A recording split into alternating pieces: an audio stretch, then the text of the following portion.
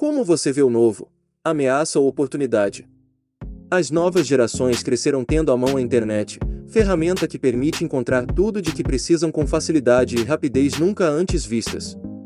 Isso está causando uma profunda transformação no comportamento dos novos públicos. Eles desejam ter na vida real a mesma comodidade e participação que encontram no mundo virtual. Se no século XX as pessoas aceitavam passivamente as regras impostas pela indústria, agora é diferente. Querem escolher os produtos, os horários, os locais e as quantidades que desejam comprar. Realmente, o poder está com o consumidor. Esse movimento pode ser observado em diversos segmentos e em alguns, com mais intensidade. A indústria fonográfica, que durante décadas obrigou os fãs a pagarem por CDs com músicas desinteressantes, quando o que eles queriam era levar apenas uma ou duas faixas boas, está agora numa situação agonizante. Jornais e revistas tradicionais perdem gradativamente público para sites e blogs, com os leitores selecionando suas áreas de interesse e até participando da elaboração das reportagens. No varejo, as grandes redes de hipermercados veem parte de sua clientela migrar para lojas de bairro, nas quais é possível fazer compras a pé, com mais frequência e rapidez, e escolher marcas específicas. Aliás, essa, talvez, seja a maior contribuição gerada pela internet, a segmentação e o poder de escolha. Ao invés da produção em massa e economia em escala inauguradas por Henry Ford, assistimos atualmente à era dos nichos, em que os fabricantes se sentem obrigados a produzir menos quantidades de mais produtos e atender a um público mais informado e exigente. Como toda transformação, a internet também oferece oportunidades. Sua empresa pode, por exemplo, lucrar com os milhões de aficionados que navegam pela rede. Diversas empresas já descobriram as vantagens de se utilizar o talento disponível na web para ajudar a identificar novos mercados e solucionar problemas difíceis. Veja a Procter & Gamble. Essa empresa centenária foi, surpreendentemente, uma das primeiras a identificar os benefícios da rede. Apesar de empregar um exército de 7,5 mil pesquisadores, a P&G apresentou parte de seus maiores desafios no mundo virtual e convidou cientistas do mundo inteiro a participar da busca das soluções. Em troca, prometeu recompensas em dinheiro apenas para as sugestões aceitas. Se deu certo. Existem, neste momento, mais de 90 mil cientistas colaborando com a P&G. A companhia determinou ainda que 50% das ideias de novos produtos e serviços devem vir obrigatoriamente de fora da empresa, uma força de trabalho e inovação que ela nunca teria internamente. Marcas como Boeing, DuPont, Novartis, Dow e Lilly também já se deram conta de que se deve utilizar o mundo como a extensão de seu departamento de pesquisa e desenvolvimento, como disseram os autores de Vikinomics, Don Tapscott e Anthony DeWilliams. Afinal, sempre haverá mais gente inteligente fora do que dentro das corporações. Por incrível que pareça, mesmo sem oferecer dinheiro, você encontrará muita gente disposta a contribuir para o seu negócio. É o que acontece, por exemplo, com a Wikipédia, a maior enciclopédia virtual do mundo. Ela hoje oferece para consulta cerca de 10 milhões de artigos escritos e atualizados gratuitamente por milhares de voluntários. Você pode estar surpreso com esse número e pensando por que as pessoas aceitam fazer algo sem receber nada em troca. Para responder a essa questão, passo a palavra a Chris Anderson, editor-chefe da revista Wired e considerado uma das 100 personalidades mais influentes do mundo. Segundo a revista Time, as pessoas continuam sendo guiadas por interesse próprio, mas isso não quer dizer que seja apenas monetário. Elas podem querer atenção, respeito e ter necessidade de expressão ou de fazer parte de uma comunidade. Preste atenção, a revolução da tecnologia e da informação não oferece alguma oportunidade de negócios para a sua empresa. Claro que a internet é a faceta mais visível da transformação que vivemos, mas o fato é que o mundo está em renovação constante. E mais, nunca na história o ritmo e a velocidade das mudanças estiveram tão intensos como na era atual. Basta uma olhada ao redor para percebermos como os novos modelos estão se impondo e sepultando as velhas fórmulas. Isso obriga as empresas e os executivos a estarem continuamente abertos para o novo. Foi isso que me atraiu na rede Zobar, integrante do conglomerado inglês Aegis, o sexto maior grupo de comunicação do mundo. Em 2007, minha agência foi procurada por diversos grupos internacionais propondo parcerias. Ao conhecer os valores e a filosofia inovadora da Zobar, fiquei encantado. Tanto que elaborei o Manifesto em Favor do Novo, Texto que foi publicado na forma de anúncio na ocasião de nossa associação. Alguns temem o novo, porque ele ameaça o estabelecido, contesta as convenções, desafia as regras. Alguns evitam o novo, porque ele traz insegurança, estimula o experimento, convida à reflexão. Alguns fogem do novo, porque ele nos retira da confortável posição de autoridades e nos obriga a reaprender. Alguns zombam do novo, porque ele é frágil, não foi consagrado pelo uso. Mas essas pessoas se esquecem que tudo o que hoje é consagrado, um dia já foi novo. Alguns combatem o novo, porque ele contraria interesses, desafia os paradigmas, não respeita o ego, despreza o status quo. Mas tudo isso é inútil, porque a história da humanidade mostra que o novo sempre vem. Por isso, recicle seus pensamentos, reveja seus pontos de vista. Atualize suas fórmulas, seus métodos, suas armas. Senão você será sempre um grande profissional. Um sujeito muito preparado para lutar numa guerra que já passou. A história está repleta de pessoas que se tornaram bem-sucedidas porque souberam aproveitar antes das outras as mudanças no mundo e no comportamento do consumidor. Quem viveu o início dos anos 1980 pôde acompanhar a rápida conquista das mulheres de seu espaço no mercado de trabalho. Mas, apesar disso, era possível identificar uma certa angústia e insatisfação no ar. Ao mesmo tempo que buscavam se equiparar aos homens em cargos e salários, as executivas não queriam perder a feminilidade. Ao mesmo tempo que tomavam decisões firmes e corajosas, não queriam deixar de ser sedutoras e doces. Um dos primeiros a perceber uma forma de explorar esse dilema foi o americano Leslie Wexner. Ele intuiu que um particular tipo de roupa tinha o potencial de repor emocionalmente a feminilidade perdida no dia a dia das atarefadas executivas, a lingerie. Vendo a oportunidade de promover uma mudança radical no negócio de lingerie, o empresário adquiriu, em 1982, uma rede de 6 lojas de roupas íntimas que andava mal das pernas. Era um negócio voltado para facilitar a compra de lingerie pelos homens. Mas o que Wexner enxergou foi um atrativo essencial para as mulheres. A partir daí, tudo o que ele fez foi no sentido de acrescentar valor, sonho, sedução e magia às peças, algo bem mais atraente do que a simples imagem de roupas de baixo. Primeiro, Wexner investiu no desenvolvimento de produtos mais sofisticados. Depois, focou o treinamento dos funcionários. As lojas ofereceriam a experiência completa da marca, decoração sofisticada, fragrância irresistível no ar, Vivaldi, Beethoven e Bach no som ambiente.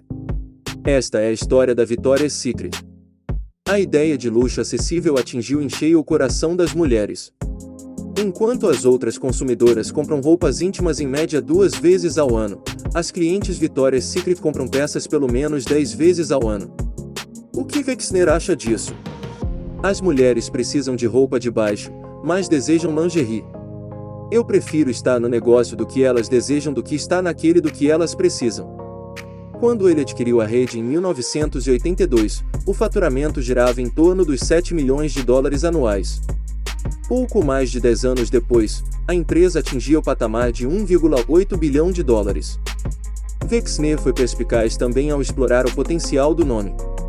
Quando foi pensado pelo fundador Roy Raymond em 1977, Vitória remetia à Rainha Vitória, monarca que comandou o Império Britânico por 63 anos no século XIX. A era vitoriana foi marcada por grande luxo e ostentação. Sob a gestão de Wexner, o glamour europeu foi bem explorado na propaganda e nos catálogos de produtos. A ligação ficou tão forte que o público pensava que a marca era britânica. Marotamente, a empresa não desmentia e até sugeria indiretamente ter sua sede em Londres. Tudo fictício.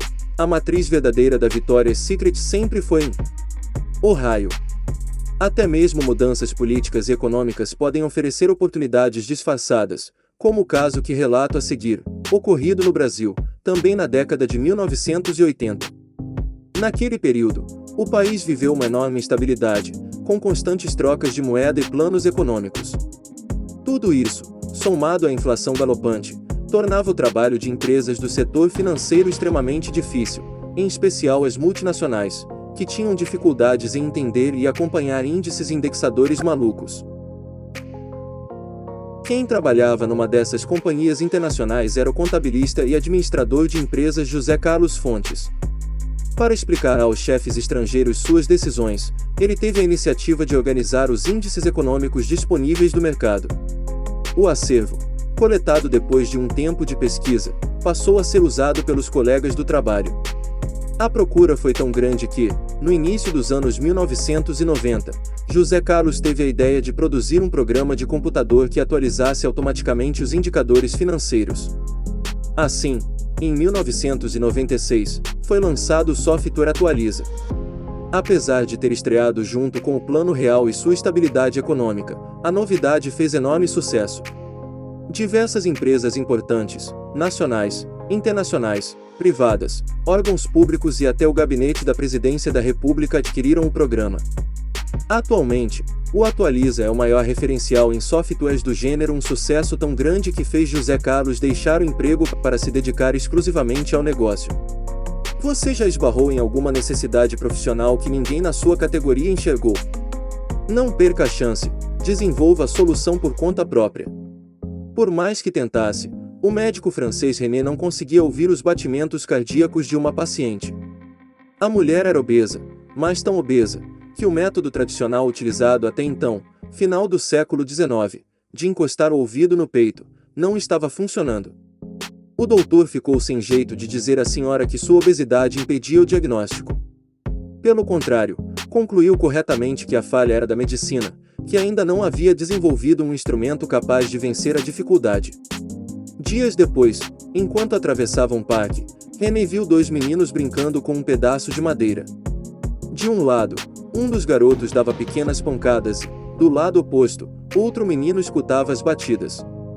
Inspirado pela cena, o homem improvisou um tubo feito com papel cartão. Quando a mulher retornou ao seu consultório, ele testou a novidade. Sucesso!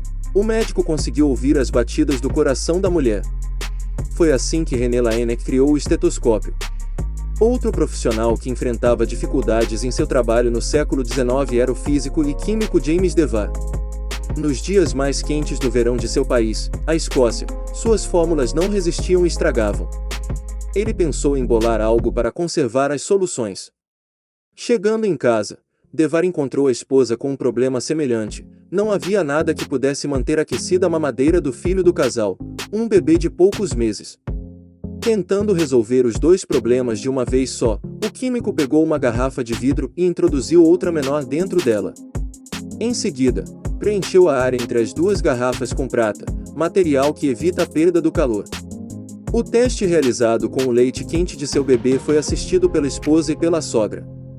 Duvidando da eficiência da invenção, a sogra sugeriu um reforço, uma capa de lã que ela mesma tricotou para envolver a garrafa.